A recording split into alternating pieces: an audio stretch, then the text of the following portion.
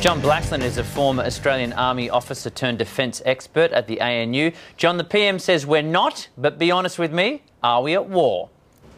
Well, technically we haven't declared war since World War II, so he's right, but we're in a warlike situation, so effectively we're at war. Now, John, we've sent personnel and aircraft to the United Arab Emirates. What exactly are they going to be doing there? Well, for a little while, they'll be hanging out in honking big air-conditioned hangars, going through drills, doing some preparation and waiting for confirmation of where they're going to go and what they're going to do. So, sitting around on their packs, basically. John, you don't send 200 SAS troops away overseas on deployment for a laugh, though, do you? You must be seriously expecting something if you do that. Yeah, no, that's exactly right. They are the best we've got. They're extremely effective. They're very good at killing people. They're very good at training people. They're very good at counterinsurgency. They're very good at mentoring. And that's probably what they're going to be doing, working alongside whoever they get to work along. And that's subject to what the Americans want us to do. And you say they're subject to what the Americans want us to do. I can't help but think, John, that the West has tried to fix problems in the Middle East for a long, long time with a very low success rate. Surely a Middle Eastern problem calls for a Middle Eastern solution.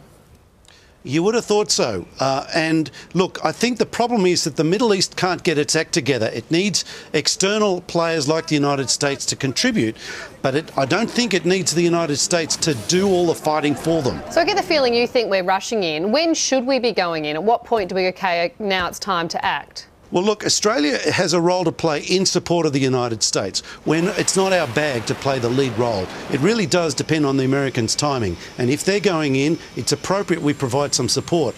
But, geez, we need to hasten slowly. We need to exercise some caution here. Now, John, recently we've had a terror threat raised to a high level. Now, that appears like it's part of the political narrative to smooth the way to take us there. But do you think we have become more of a target, if you like?